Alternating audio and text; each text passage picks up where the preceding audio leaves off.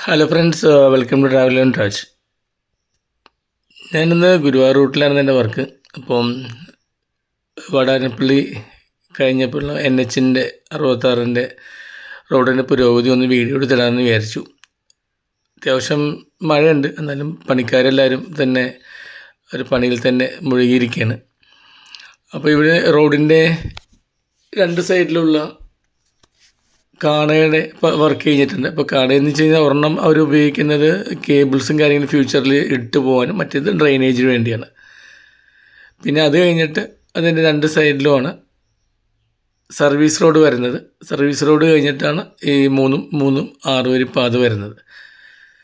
അപ്പോൾ സർവീസ് റോഡിൻ്റെ മെയിൻ ജംഗ്ഷനിലെല്ലാം തന്നെ അവർ ഓവർ ബ്രിഡ്ജ് പണിതിട്ടുണ്ട്. കാരണം NH മാക്സിമം സിഗ്നൽസ് അവോയ്ഡ് ചെയ്യാൻ വേണ്ടി, എന്നാൽ മാത്രമേ നമുക്ക് നല്ല സ്പീഡിൽ നമുക്ക് ട്രാവൽ ചെയ്ത് പോകാൻ പറ്റുള്ളൂ. ഈ റോഡിൻ്റെ ഉദ്ദേശം തന്നെ അതാണ്.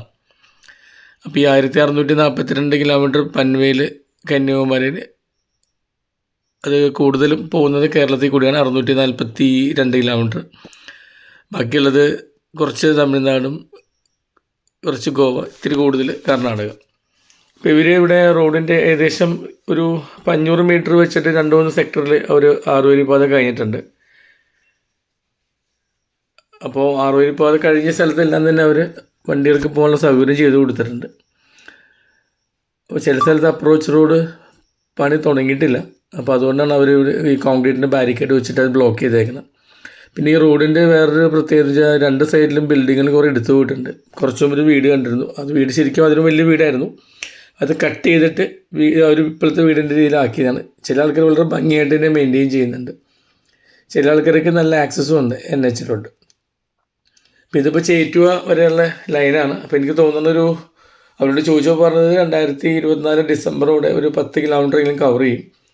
അപ്പോൾ ഈ ഒരു സെഗ്മെൻറ്റിൽ നമുക്ക് നല്ല രീതിയിൽ പോകാൻ പറ്റും. ഇപ്പോൾ കൂടുതൽ ആൾക്കാർക്കും ബുദ്ധിമുട്ടുണ്ട്, കാരണം NH വർക്ക് നടക്കുന്നതുകൊണ്ട് അങ്ങോട്ടും ഇങ്ങോട്ടും ഡൈവേഷനും ചിലയിടത്തൊക്കെ രാത്രി ബ്ലോക്കും ഉണ്ട്. ഏതായാലും 2026 അവസാനത്തോടെ 2027 ആദ്യത്തോടെ കേരളത്തിലെ കാസർഗോഡ് മുതൽ തിരുവനന്തപുരം വരെ കംപ്ലീറ്റ് സെക്ടറും കഴിയുമെന്നാണ് അവർ പറഞ്ഞിരിക്കുന്നത്. ഇപ്പോൾ കഴിഞ്ഞ ദിവസം തിരുവനന്തപുരത്ത് പോയപ്പോൾ തുറവൂർ ഭാഗത്തൊക്കെ റോഡ് പണി നടക്കുന്നുണ്ട്. എന്നാലും അവിടെയും ഒരു 150 കിലോമീറ്ററിൻ്റെ വർക്കുകൾ സ്റ്റാർട്ട് ചെയ്യാനുണ്ട്. അപ്പോൾ ഇതിൻ്റെ ഒപ്പം തീരുമെന്ന് വിചാരിക്കണം. അപ്പോൾ ഏതായാലും ഈ റോഡ് വന്നു കഴിഞ്ഞാൽ നമ്മുടെ കേരളത്തിൻ്റെ ഇൻഫ്രാസ്ട്രക്ചർ വളരെ കൃത്യമായിട്ട് തന്നെ മാറും.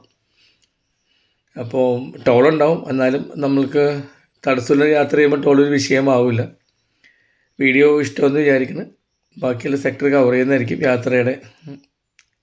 യാത്ര പോകുന്നതനുസരിച്ച്. Thank you, by.